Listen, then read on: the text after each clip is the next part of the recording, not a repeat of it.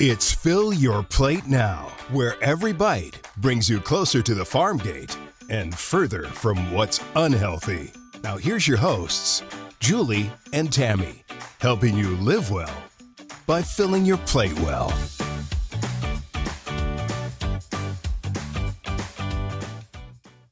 Welcome to another episode of Fill Your Plate Now, and we have an exciting and kind of the first time scenario where we're actually going to cook beef for you. So all of our audience, whether you're usually just listeners and certainly our viewers, you may want to make sure that you watch this episode with your eyes because we've got two amazing chefs and I'm about to do some introductions. But first I want to mention to my left is Lauren Mailing. We've had her on the show before. Thank you for coming back. It's an honor. Yay! Great to have you. And what's so exciting about that is Lauren is kind of our guru about beef nutrition and the livestock or beef industry in Arizona in general. She's the executive director of the Arizona Beef Council. So welcome back. Thank you. Glad to be not so front in the microphone this time and get to enjoy the cooking demo that we're going to have today. Yes. Yes. I'm excited about this. I love beef, so I can't wait to see what they do and how they cook it. This is gonna be great. And it's going to be a tri-tip. So Steve and Dagan are hanging out with us, and Stephen Wald, who I'll introduce first, is the executive director, culinary innovation for the National Cattlemen's Beef Association, or otherwise known as NCBA. It's a little bit shorter if we use acronyms. In this capacity, Steve leads the culinary programs for the National Cattlemen's Beef Association, which includes product and cut exploration. I kind of thought that was way cool. Cut exploration. So it's just exactly what you would imagine it is, different cuts and exploring different ways to make those cuts. And you're also involved in the recipe development, the culinary partnerships, and the culinary outreach and education. Previously, you directed product innovation, retail, and Ville program areas, and you've been with NCBA, I didn't realize that, for 25 years. Way cool. Prior to joining the National Cattlemen's Beef Association, Wald worked for Management Resources of America. It's a consulting company focusing on new business development for international companies entering the U.S. marketplace. In the meantime, Wald grew up in Quincy, Illinois, and received a Bachelor of Science degree in marketing from Illinois State University in Normal, Illinois. I love that name. He has lived in Colorado since 1999. And now, his partner in crime, is it fair for me to say that? Dagan Lynn is an executive chef for the National Cattlemen's Beef Association, and working with The Beef, It's What's for Dinner brand. Originally from upstate New York, where he grew up on a dairy farm, I love that agriculture connection. Lynn has built a career in culinary arts, preliminarily in food service, hotels, and resorts. You joined NCBA's culinary team in 2023, continuing their mission to be the leading voice for beef culinary knowledge, experiences, and innovation. Your role involves developing recipes for the beef, what's for dinner, a slogan that so many of us across the United States know so well, and I love so much. Enhancing outreach and education programs for culinary professionals, another aspect of what he does for NCBA, and supporting state beef councils. And those are kind of like mini versions of what you guys do on the national level. Yes. Yes. Lynn is recognized for his creative culinary approach, such as dishes like beef bacon-topped honey, mustard fried Brussels sprouts. Ooh, I want to try that. And you are committed to promoting sustainable beef practices. You have also been involved in events like cooking for the Texas Beef Council Board of Directors and showcasing your expertise in the hospitality industry. So today, everyone listening, this is new for us. We've got these beef chefs on the national level cooking a tri-tip for us. So I'm going to now hand it over to you, and Tammy and I will slip in questions every once in a while, but the show is now yours. Love it. All right. Well, hey, thank you very much. It's really an honor to be part of your show today. That's really great. So today, we're coming from Denver, Colorado, and we're at the Beef It's What's for Dinner Culinary Center, and it's funded by the Beef Checkoff. And as you already mentioned, we're going to be focusing on the tri-tip today. Yep. And the tri-tip is a muscle, if you're not familiar with it, comes from the bottom sirloin area of the carcass. There's the top sirloin, and then there's the bottom sirloin area. And that's what we're really focusing on today. And this happens to be one of my favorite cuts of beef. It's very versatile, has great taste, it's very juicy, and it's just one of those flavors it's just really once you taste it, once you try it, it's something you're just going to love. So with that said, I think I'd like to turn it over to you, Dig, and maybe talk a little bit more about the cut and some of its characteristics, and tell the audience a few things. There's not many cuts we don't like, though. Yeah, right. That is right. That is right. We like them all. Love Steve. Yeah. We love Steve. We love the beef. Yeah. Tri-tip. You'll see these in a lot of retail stores, a lot of butcher shops. It's a very common cut, right? Yeah. I mean, but there's a few characteristics that I would pay attention to when we cook this. You can kind of see, I don't know if you can see this guy up close. I kind of have a couple back here too, but you'll see grain here, right? You'll see kind of the meat muscles going one way and then the meat going another way. So this cut works great as a roast. You can kind of separate these and cut them into some steaks, which I have back here. I don't know if you want to check these out. Oh, cool. We can see them. Thank you, Dagan. Yeah, you kind of see these. Yeah. You know, this is kind of that one part, and then this is the longer part. So you can cook them as steaks. You can put them on kebabs. You know, it roasts great, and it makes terrific leftovers too.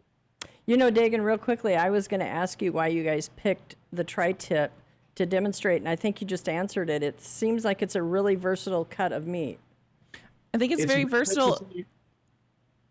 Sorry, Chef Dagan, and it's quite easy to find too. I just noticed in my local grocery store yesterday that you could buy both the roast or the steak version, so it's easily accessible for households.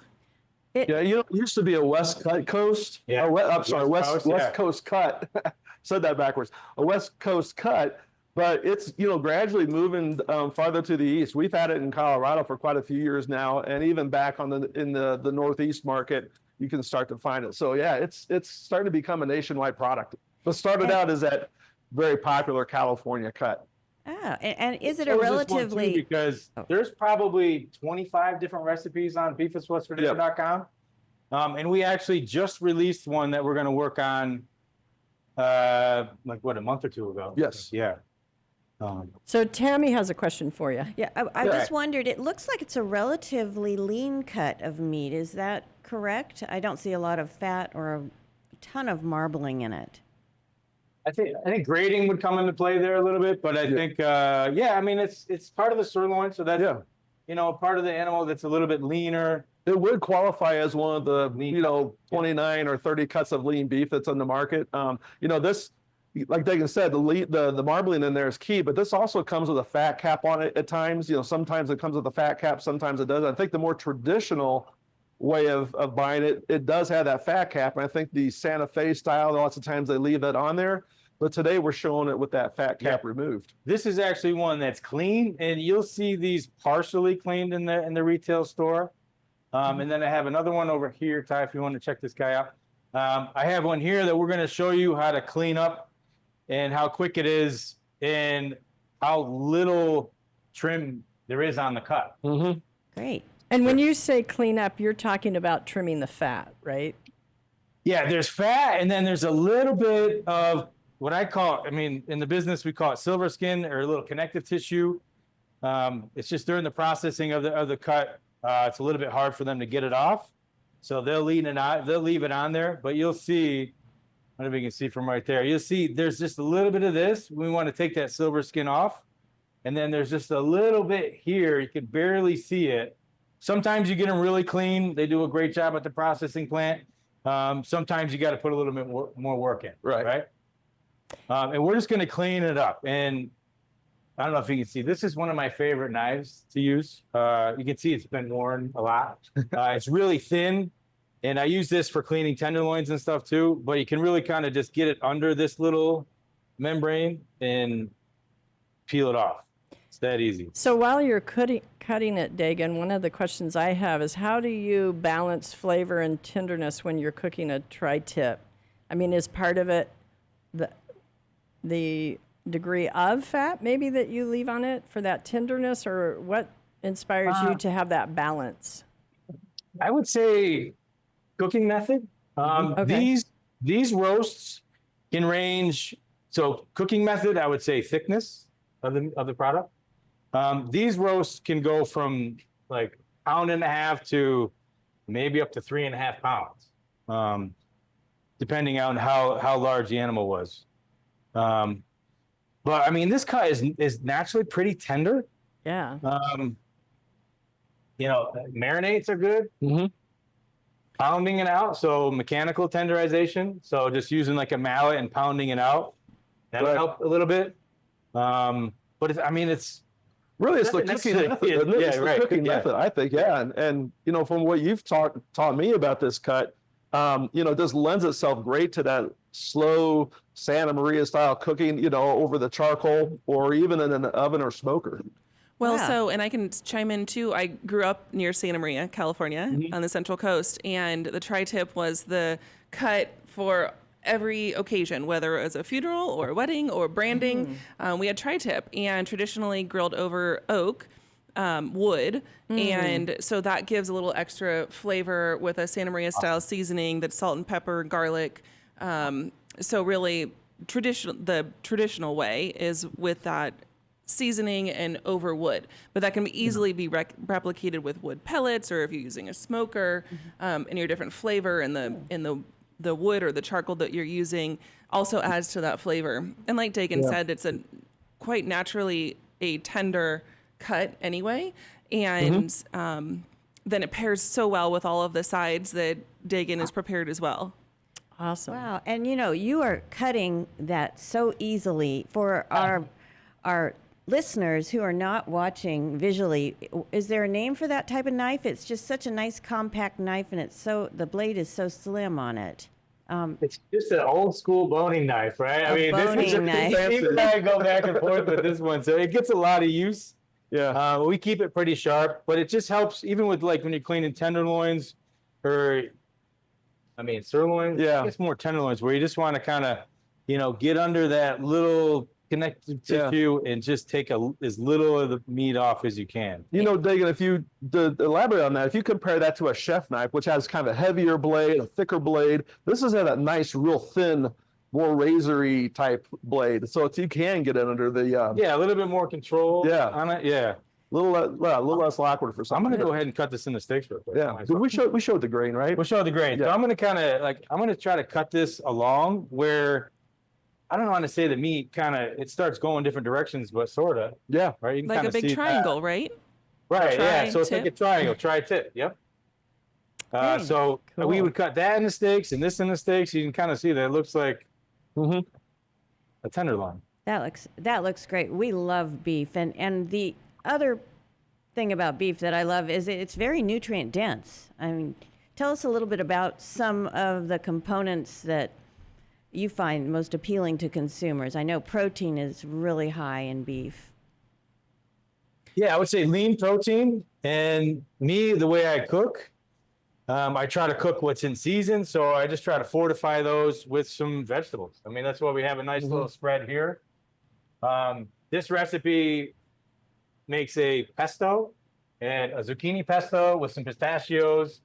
We're going to semi-dry some zucchini and some squash and some tomatoes, some basil, and I found some spring onions. All that with the lean beef. Yep. Bag. Yep. Exactly. And colorful. Right. And going back to that cooking method, really, I think that's one of the keys again to making this nice and tender. And that doneness as well. So if you're grilling or smoking, you're going to you want to take it more to like 145 degree internal temperature. And that's kind of the magic point. Of course, we cook to USDA guidelines anyway, so that's 145 degrees, but it really works well for this tri-tip cut. All right. should we get into the recipe a little bit? Or you want to talk about rub Yeah. versus marinade? Yeah, why don't you go ahead and do that? Yeah. Okay, I'll get going on. Santa Maria style. I love rubs. Yes. I do. Marinades are pretty good too, though. All right. So you're going to do a rub for us in the center. We're gonna do a super basic rub. Okay, we got some kosher salt, some black pepper.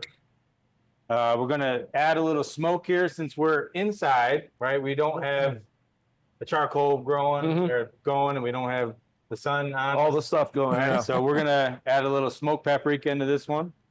Well, if you were outside, you would have wore your chef hats, right? Yes. Yes, Definitely. yes. Well, so the smoked paprika, then it gives it that smoky flavor that you would get from grilling outside, because I think 80% of the time we probably cook beef out on the grill, but I love the idea of cooking it inside and being able to substitute that. That's great. Yeah, it's great. Threw a little onion and garlic in there, of course, and then we're just gonna kind of get a little oil on the meat before we start to. Is that a common? I see you pouring that some type. Maybe is that olive oil or what kind of oil? And do you typically prepare? Do you make sure that the steak or roast is patted dry first, and what is the vehicle of what is the purpose of the oil? I just feel like when I oil the meat up a little bit, it helps the rub stick a little bit. Adds a little moisture before we put it on our grill. I'll probably put a little bit on the outside too. Just to make sure it's kind of the herbs and spices don't fall off once you put it on the grill. Oh, cool. Right? And I'm going to grab my other roast. That's a neat One tip. thing with while Dagan's working on this, just so you know, this recipe that we're going to show you is on beefitswhatsfordinner.com. So make sure you look for it there. It's called the classic Santa Maria tri-tip with pistachio pesto. Oh, this is I'm so getting cool. hungry. And, okay, I have a moment of sadness here because you guys are in Colorado and we're in Arizona, and we're not going to get Yes. to test it. But We don't get any sampling. We've got to bring them out next time. Yeah, right. next time That's you the spoils of being in the kitchen, you know? It's a real job we have here. Yeah. Right? Yes. so talk We work hard, but we eat well. Yeah? good. We'll talk a little bit too about if someone is looking, any of our listeners looking to incorporate more beef into their diet. They've realized the nutrient density of it. It's kind of like even dairy. It's had a resurgence in popularities, but they never cooked very much beef. So do you have, as chefs for the NCBA, do you have tips to work toward maybe someone like me that's not cooking enough beef on a weekly basis? I'm sorry, the meat's all sizzling. So, to answer your question a little bit, there's so many cuts in the carcass, there's so many cuts available. And lots of times we say when you go to a grocery store, it's almost like a sea of red for people who don't know that, don't know the pieces that well. But really, it's all about, there's like several different ways of, basic cooking methods. You have grilling, you have braising, and you have sauteing and roasting. And really, any of those cuts, you can find a cut to work in that method. So if there's something that's comfortable for you, looking for steaks, obviously something on the grill. This tri-tip works perfect for that. But the other thing for people who haven't cooked much of beef in the past, one thing about a cut like this, and I don't want to get into it too far because I think we'd like to talk about it later, but is the versatility of it, especially once you cook it today, and then tomorrow morning or tomorrow afternoon or evening, it's leftover time. And there's so many things you can do with tri-tip, with the leftover tri-tip, because you're really making kind of a basic recipe here, right? That can be used with a lot of different things afterwards. So simple, yeah. I mean, just the rub and the meat, and actually we smoked. Yeah. We smoked a bunch of these for a group that came in a couple days ago, and I just chopped up the leftovers and made a fried rice with them. Yeah. It was really good. Yeah. I remember I tasted that. That was great. Nice. And that's such a great point when our food budgets are stretched so tightly these days, and really utilizing, getting the most bang for our buck, especially for with our protein purchases, and that concept of cooking once, dining twice, and really minimizing food waste, because that's our hard-earned money too, but enjoying that nutrient powerhouse for leftovers and planned overs, Yes. Well, Yeah, and getting that high quality protein in beef Yeah. and being able to get it twice. That's Yeah. great. Yeah. Right. And this cut, the tri-tip, is actually one of the more economical cuts. It really has a nice balance of flavor, tenderness, leanness, and also price. And it's an easy cut to prepare as well. Yeah, and I just that's one thing noticed, Dagan, that you've just put some veggies on the grill right with the steak. Yeah, I mean, if you're firing up the grill, you might as well, get the most out of it. So I always try to grill as much as I can. We're going to grill a little bit of zucchini and put that into our pesto. I love the flavor of burnt lemons. Oh, yeah. And we Interesting. kind of have, I love the story that Lauren told. Hopefully she fills this in more, but I have kind of an Arizona take on with some beans and some corn and some chilies. And then I have kind of a California take where we're going to grill some bread. Yeah. Yeah. This. Go ahead. Go ahead. I was going to say, Steve. this Santa Maria, when I was a kid, I grew up in Illinois. We did not have tri-tip, but my dad, he was in the Army, and he's told me about stories where they take big whole or big pieces of round and marinate it with a Santa Maria rub and marinade. And it was to die for. When I was a kid, I always used to love that steak. Now, again, never had it as a tri-tip, but it's something that always brought back something memorable to me when I was a kid. And now here it is. We can try the real thing here. And it's just a great recipe. And this kind of brings back some memories for me. So, Lauren, share the distinction between the Santa Maria tri-tip and the Arizona version of the tri-tip. so when I moved to Arizona and married a Yuman from Yuma, Arizona, I found out that there was a very beloved way to serve and eat tri-tip for all of their big community events in Yuma. And that was with tortillas. And I love that because you can certainly throw the different style of beans and salsa in a tortilla. Whereas on the Central Coast near Santa Maria, the tradition is to take either a French loaf or sourdough loaf and slice it in half, grill it on the oak barbecue grill, and then get a little char on either side, but especially that open face side. And then on the side, you also have a big pan of butter and garlic seasoning, and that same Santa Maria style seasoning. So you take that lightly charred and toasted loaf of bread and dunk it in the butter, salted butter, put it back together, and then slice it in to eat that with the beans, which we'll talk about too, and the tri-tip and the salsa. And so and it's usually a salad. And so it's really fun regionally to see how tri-tip has been embraced and really become a cultural experience as part of that community and the heritage of memorable that beef is wonderful for celebrations and bringing people together and that enjoyment factor. And tri-tip has been, for me, certainly, and many other people, as the center of many memorable experiences. The beans that Dagan mentioned as well, Santa Maria in that Lompoc area of Santa Barbara County grows has a lot of dry farming and dry beans farming, if I'm saying that correctly.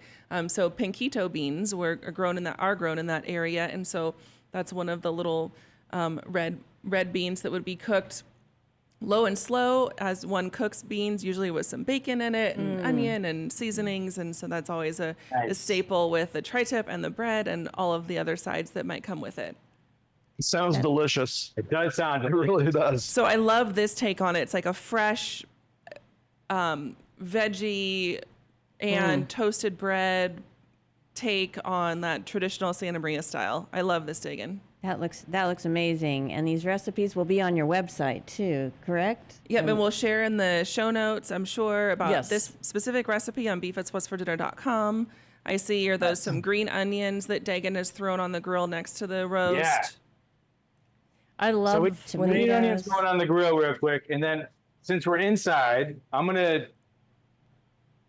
we added some zucchini, some squash, put a little olive oil underneath, little seasoning, and then the same thing on top. And I have my broiler on, kind of low, like the shelf is low and away from the broiler, and we're just going to kind of semi-dry these a little bit, so just barely cooked. Okay. And so when you say semi-dry them, the reality is you're kind of broiling them so that they have a little bit more of a crispness to them. Is that? Yeah, exactly. Intensify the flavor a little bit. We're going to add a little color to our platter. And we're going to slice the meat and put it right on top of there. And it's just a delicious combination with the onions and the tomatoes and the juice from the tomatoes and the zucchini and the squash. Looks great. Looks great. You know, gentlemen, as culinary experts, particularly with beef, tell us a little bit about how you come up with recipes and that really bring out the flavor and versatility of beef and tri-tip. Well, I'll start with that one. Yeah. We really base it on, number one, research of what trends are going on in the world today, in the food service scene, on the internet and so on. But also, we also work for our internal customers. And what I mean by that, the various departments that need new recipes. So whether it's, something for the holiday time period, back to school, summer grilling, those are all types of seasons or events where we'll come up and create new ideas. But really it's about meeting the needs of the consumer and kind of what's on trend right now. We really like to focus on, nutritious meals, adding vegetables to the meals, but also making the meat. The meat is the star of the show. The beef is the star of the show. Just making that as succulent as possible, and also in trying to do it in new and exciting ways. And simple and fast. And simple and fast, exactly. Yes. Yeah. We also, we like to use, 10 ingredients or less if possible. If you go on to beefitswhatsfordinner.com right now, you're going to see about 950 different recipes. Wow. And it'd take a lot to get through all those. But most of those have been developed in our culinary center right here in Colorado, probably 95% of those. So again, it's really about understanding what the consumer needs, understanding our internal customer, and then getting our chefs together to come and think about how can we take a prime rib or a tri-tip or even, a ground beef or a burger and doing something a little bit new and educating them and educating the consumer on the benefits of that recipe. Dagan, what do you have to add to that? I mean, for me, it's been a lot of fun because, It has. as a professional chef in, I'd say, busier, high volume kitchens, we followed a lot of simple techniques and, didn't have the convenience factor. Right. And I think that's something I've enjoyed getting better at and diving into is just, I have 3 kids of my own. So back to school season's here. Right. So like it or not, life picks up pace. Yeah. And, how to, get the most out of the dollar from the beef. Right. And just how to kind of keep things interested and get all these nutrients in for the kids. Mm-hmm. Make it all happen in half an hour. But so, we're right in back to school time period right now. And we just created some recipes that are going to be on our website shortly. So a couple of them we did like a meatball pizza pocket, just using regular canned biscuits. I mean, and that was a simple one. So you are always testing these recipes before you put them on the website. Is the vibe that I'm getting from you? Touch on that. Yeah, we do. We do a lot of cooking here. So we do what we call triple testing, and triple testing is really we test recipes a minimum of 3 times. More than likely, it's going to be probably 7 or 8 or 9, 10 times. But we have a gas range, we have electric range, and so we'll cook them on all those if that's what we're using. We also have here everything from a toaster and a microwave, but to slow cookers, to smart ovens. We have smart ovens, smart cookers, air fryers. Smart cookers and air fryers have really taken off. And again, that's one of those trends that you asked about. How do we do something like that or identify trends? But those are the type of things that we know that consumers are using them. So we want to incorporate those into the recipe process.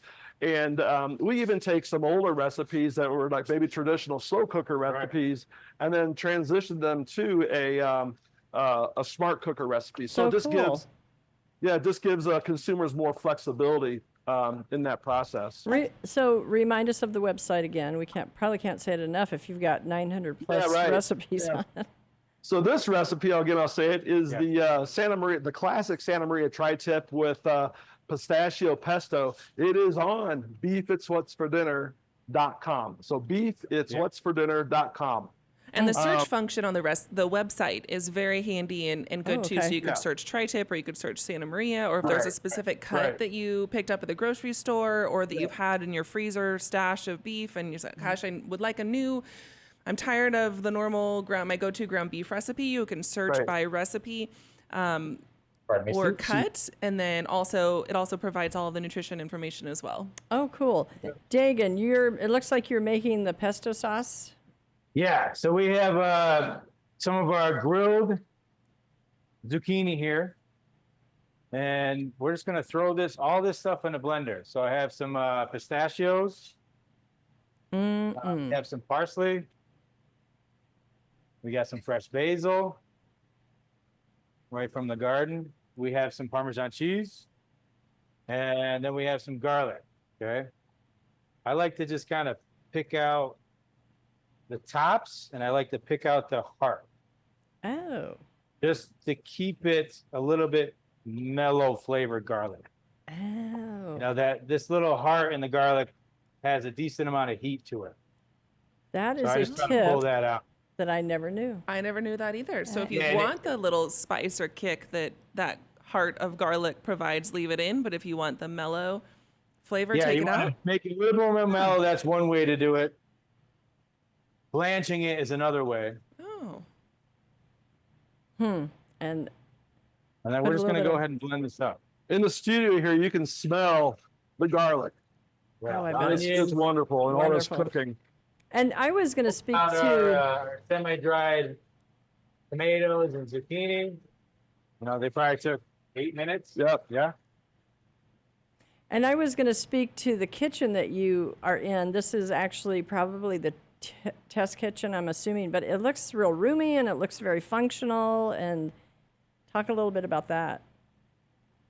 I'll say if there was a question thrown in there, I can't hear it because of the blender going. Oh, okay. A little lemon. Yeah, they're in the culinary center that is funded There we go. in part by the Beef Checkoff, and it's a wonderful spot. You'll recognize that Beef It's What's for Dinner iron cutout sign behind, and when the team has culinary influencers in and they're doing their cutting demos, if you see the social media videos on Instagram or Facebook, you'll see they're right there where Steve's standing too. So it's a multifunctional kitchen. But a great spot to test these recipes and highlight videos like this.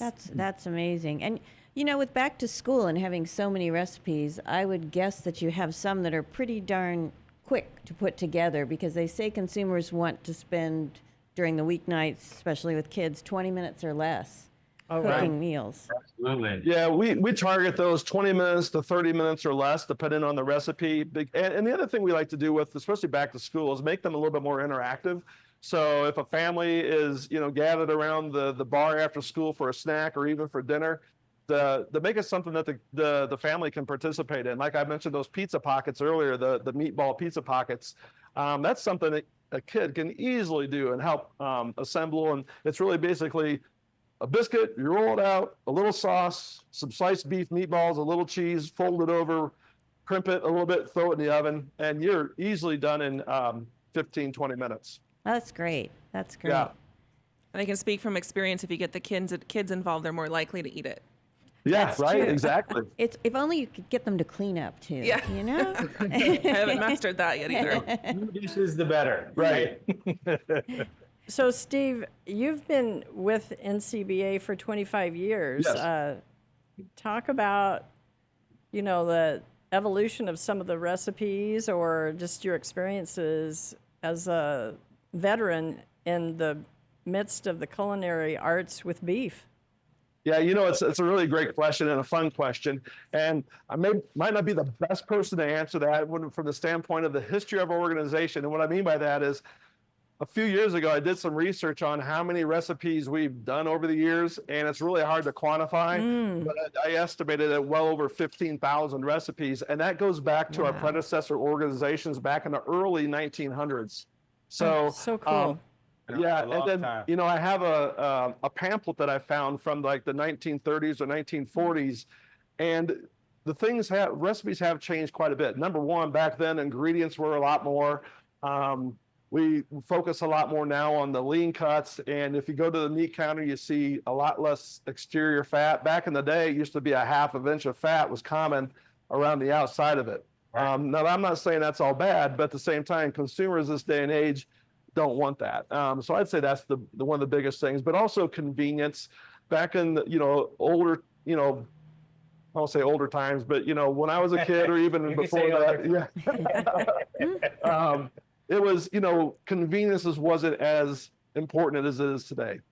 There's times where I get home at 6 o'clock at night from work and I say to my wife, what are we going to have for dinner tonight? Neither of us know. We don't have a plan. So it's always, how can we get something on the dinner table quick? Right. And we work in the culinary industry, but at the same time, we're still trying to figure that out as well at times. Yes. Maybe not you so much. It's an afterthought for me, for sure. Yeah. Yeah. So again, if anything we can do to help consumers plan their meals easier, make it easier for them to get dinner on the table that's nutritious, fun, exciting, has nice flavors to it. And beef does that. Fast and easy. That's the great thing about it. And yeah. I look at beef as actually one of the most, like the ultimate convenience food. Because really, if you're doing like steak or a burger, what do you need? You just need a little salt, a little pepper, throw it on the grill, and it's delicious. Right. Absolutely delicious. And I'm sure you get questions all the time on beef from friends and family and people coming there. If you could give our listeners 2 or 3 tips that you feel are the most important in cooking beef, what would they be? Oh, tips in cooking beef. Yeah. I mean, know your audience, I would say first. Yep. Right. Know who you're cooking for. Me as a chef, I try to, I take a lot of pride in knowing what the guests like and what they don't like. Seasonality plays a huge role for me. So, this time of year, the zucchinis are everywhere and beautiful. But I would say, keep it simple, right? Don't go crazy with a lot of ingredients. I always try to theme everything out. This is very California. That is very Arizona. But if I'm going to do, Asian, I kind of just make sure the whole meal fits that category. Right. So like this, a nice wedge salad would be perfect. If I'm doing Asian, I would do like a sunamono. So, and I always try to introduce, new things, especially when I'm cooking for my kids and family. And seems to work because there's nothing that they don't eat. Yeah. They eat everything. So Dagan, explain the plate. So now you've plated it. Talk about it. Yeah. So, I mean, this is why I like this recipe because it's really easy. You saw we just sliced threw them in the oven under the broiler for just a little bit. They only take 5-6 minutes to cook. Tri-tip can take anywhere from 30 to I'd say 50 minutes, depending on the size and thickness of it and your temperature. And it's just olive oil, salt, pepper. We got our pesto that we're gonna hit up. We're gonna smooth it out a little bit. And then as soon as our tri-tip is done, we're just gonna slice it on there and put some grilled bread. And then family style is my favorite. Because it's rare that you get everybody to the table at home and all my kids are running in different directions. So I always make them come to the table and eat. And it doesn't take long, but it's delicious. Right? And I think this recipe is right at 40 minutes. Is that right? Roughly? Yeah, depending on the size of the roast. The ones I have a couple prepared over here I was going to grab. Okay. They only took about 30 minutes. Yeah. But if you get a 3.5 pounder, a big thick one, it might take 40. Yeah, but the time to kind of go through the whole process of seasoning and whatever. So I'm gonna go ahead and grab I'll get out of your way. I got the ones over here. So how do you know if it'll take obviously a larger piece of meat, but then also are you watching the internal temperature as you're cooking it? Absolutely. Yes. And that's one thing I was going to say about answering the tip for consumers is that having some type of an instant read thermometer is really a key when cooking. Especially if you're new to it, but that really helps you ensure that the doneness is going to be where you want it. And I think that's key. And the other thing is that I always think you don't rush the meat. Okay. Gotta rest. Let it take its time cooking and let it take its time in the resting process. The resting is really important. And when we cook here at the National Cattlemen's Beef Association Culinary Center, what we do is we always cook again to USDA guidelines, but we're also cooking on steaks and on the grill, medium heat to medium high heat. So just, keep that in mind. You don't want to cook on high heat. You don't want to burn the outside. You don't want to char the outside. You want to have that nice browning on the outside, but not overdo it, and let the interior come up more gently. And that always provides, in my experience, a more tender, satisfying dining experience. I like So we got that. some Don't. magic here. We got some finished off already. Looks beautiful. These are beautiful. And why are you cutting it right there? Let's just go through that So one more now you time. can kind of see where the muscle fibers change direction. Yep. So I'll cut it right there, the tri-tip. Yep. And I always kind of like look for that where that triangle kind of forms in the meat. Like, I don't know if you can see it, but Oh my goodness, that looks so it good. kind of like is a natural place to cut it, because you want to cut it in two different directions at that point, moving forward. Okay. And always against the grain. Always Okay. against the grain. So right now, when he did that, when he cut it in two different pieces, it makes it really that longer piece. You just kind of cut it all the way down against the grain. This other one, you kind of flip on the side and cut it against the grain. But creating that first initial cut really helps out. And I can tell you what, I hate to even say this, but it smells delicious. And it looks- Oh, you're tempting us here. We're gonna have to go home and make it right now. We'll have to have a girls' night and recreate Oh, the let's recipe. do that. Yeah, that's a good Test it out. We'd idea. love to hear how it Yeah. came out. As good as this recipe is, and I love it, one of my favorite recipes for tri-tip, it's a rub. And it's not only called a recipe, but it's a rub for a tri-tip. So if you go on to beefandsaltsfordinner.com and you see, various rubs, we have rubs and sauces as well. One of them is called a ranch rub. And it's called a ranch rub and seasoning, all-purpose seasoning. To me, it does something magical to the tri-tip. It's a 3-pepper rub. So there's white pepper, red pepper, black pepper, some paprika, thyme, salt, garlic. Is this an amazing rub that works really, really well in the tri-tip? Not saying it's better than this one, but at the same time, it's one of my favorites. And it's another recipe option. One of the things you said Yep. earlier, Steve, I really loved is don't rush the meat. Yeah. No, let it take its time. Like, don't let anybody rush you. Yeah. So see how Dagan has this meat here. And if you ever cooked a steak on a grill and put it on your plate and you dig into it right away, you slice it, and all of a sudden you have all this juice running all over your plate. What Dagan has done here, he's let this roast rest. You want to let it rest for at least 5 minutes, but 5 to 10 minutes, something like that. And that way all those juices absorb back into the meat, and they don't really run out. So the juice is staying in the meat where you want it versus on your plate. And I think it's, celebratory Yeah. protein because it does give you that little leeway. So if you're hosting a party, these will feed quite a few people. Beef allows you to cook it and then rest it. And that's the beauty of it, because you can kind of get everything ready, get your meat ready, and then get yourself changed, ready for the party. Yeah. Right. And then come back to it and just do what I did. Just slice and Oh, yeah. that looks beautiful. That It looks does look really beautiful. beautiful. And To that point, Dagan, Sorry. you mentioned having a party. How do you plan for beef as far as how many ounces per person if you're having people over?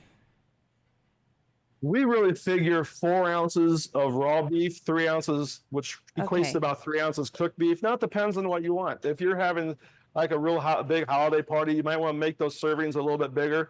But generally, most of our recipes are that 4 ounce cooked, 4 ounce raw, 3 ounce cooked. So if you figure 4 servings per pound, on average, that's probably what we're looking at as an individual serving. Again, if you have some bigger eaters, some smaller eaters, you might want to vary that a little bit, but that's really what we focus on.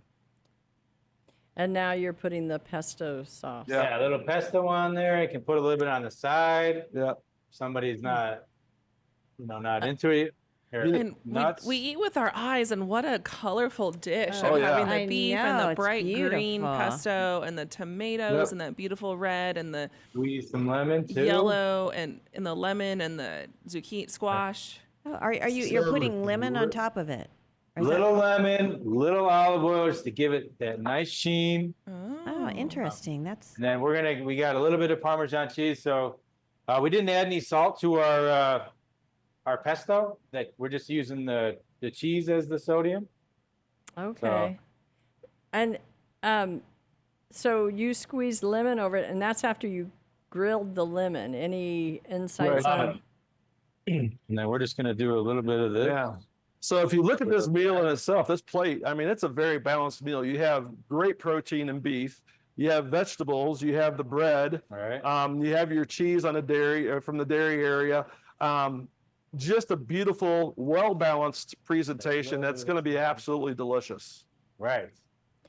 It's beautiful, and Yeah. I'm hungry now. And It definitely looks delicious. That's for You know, sure. Dagan talked about the celebratory aspect of beef. Yes. Hey, you want to hold that up a little bit? Yeah. The celebratory aspect of beef. And I think about, you know, during the holidays, one of my favorite things to make is prime rib, and just having that sit out as it's resting on the counter and people starting to swarm around it, waiting for me to Right, slice it, yeah. right?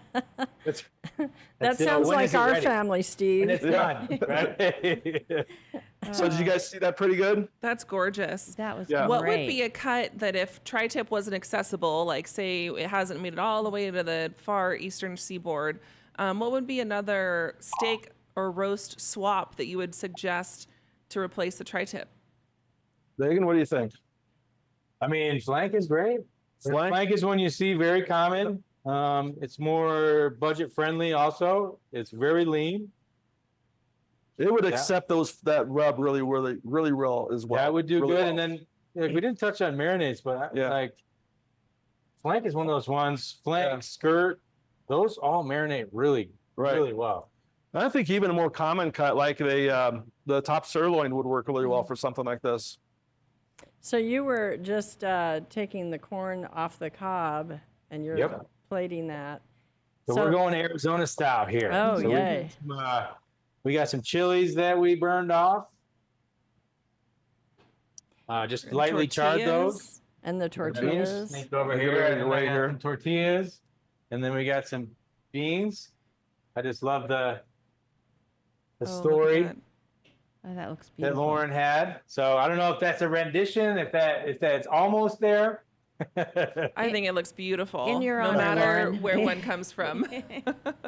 Yeah. That's So, I mean, this- beautiful with the tortilla. So you would put the meat in the tortilla or tear out pieces of the tortilla and Yeah. kind of very interactive meal. And wow, with the beans and the chilies and the corn and It's just wonderful. great summer meal. So This is going to make a great dinner for someone tonight. yes, and Or yeah, a great snack.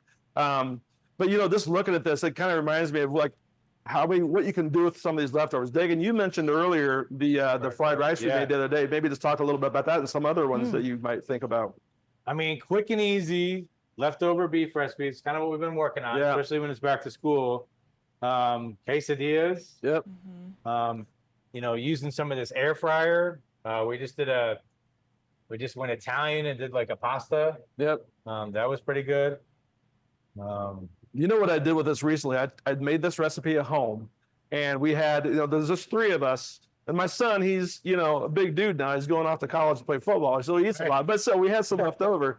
But I made breakfast tacos the following morning. Right. Oh. Yeah. Eggs, cheese, chop this up, put it in a skillet, heated up the tortillas, and they're delicious.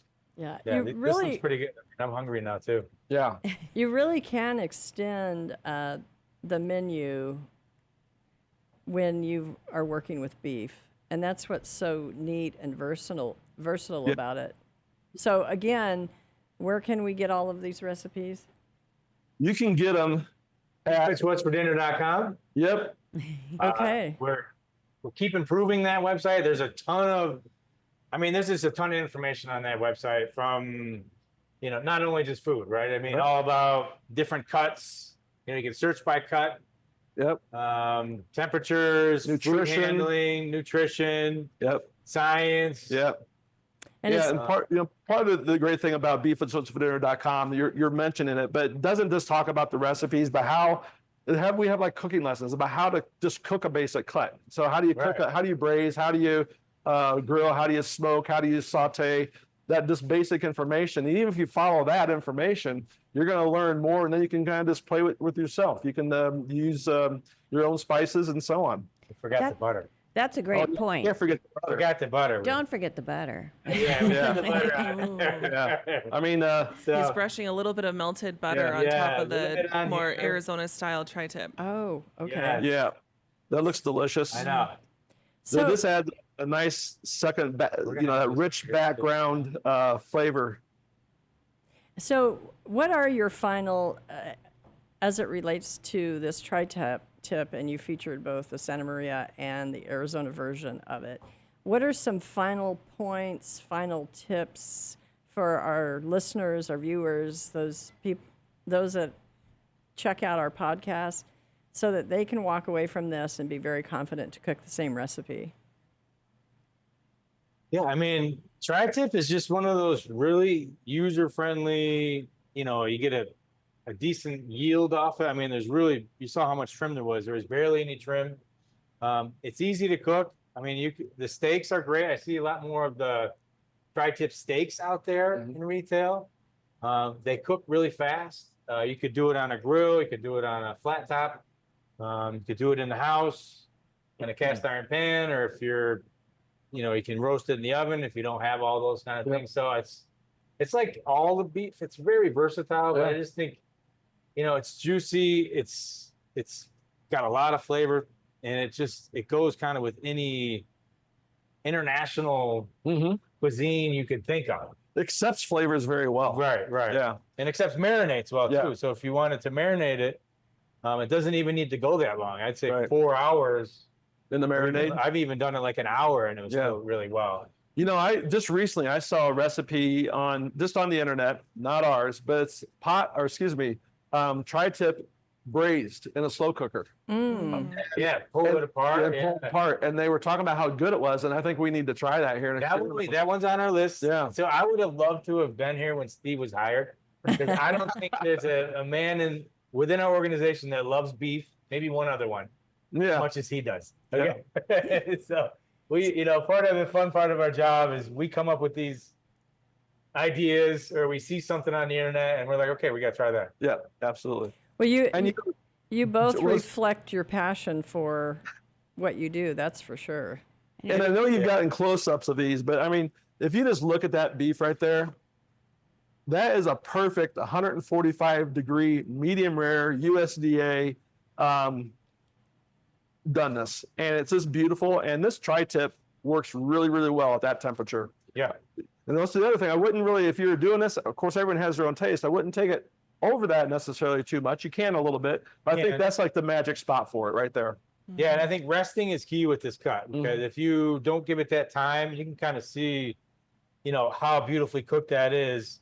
Like the longer and slower you go, I feel like kind of like sous vide cooking, like under vacuum cooking, it gets cooked perfectly from end to end. Yeah. So especially if you give it that time to kind of reabsorb those juices and hold them in there. And the other thing you'll notice what Dagan did, if it were me like making a slicing a prime rib, it might be, you know, for me, an inch and a half thick or something like that. But Dagan cut it nice and relatively thin. I think that's a key for this roast as well. Do you think, or is that? Yeah, nice and thin. You know, I have different size people at my dinner table, so they have different appetites. So they can either pick a small piece or a bigger piece. But I think that half inch, you know, you have a lot of those a half inch. I think that's almost like the key sweet spot for this cut. That's wonderful. And Steve and Dagan, we can't thank you enough. And It's been great. we're so hungry, and you've got to make one promise Let's do it. that you come out to Arizona and cook for us in person. And the other promise is you got to make sure the staff gets to eat this wonderful food that you just made. Absolutely. They will be here shortly, I'm sure. We'll ring the dinner bell. Yeah. And I know the next website I'm going to. Yes, me too. Thank you so much, everyone. Thank you Thank so much. you. It's That an was honor great. to be here. Well, just remember, beef, it's what's for dinner, and beef dot, excuse me, Beef is what's beef is what's for dinner, and beef is what's for dinner.com. And We will find thanks this. to all the ranchers out there. I mean, we get to do this because of all them. That's right. It Oh, really that's is. awesome. Great point. Great. Yeah. Um, And it's great working with this premier protein. right. Yep. Well, again, thank you so much. And let's stay in touch. I think we're going to have you guys on the show again. Great. All right. All right. Thank you so Take much. care. Have a great day. Thanks, Julie and Lauren.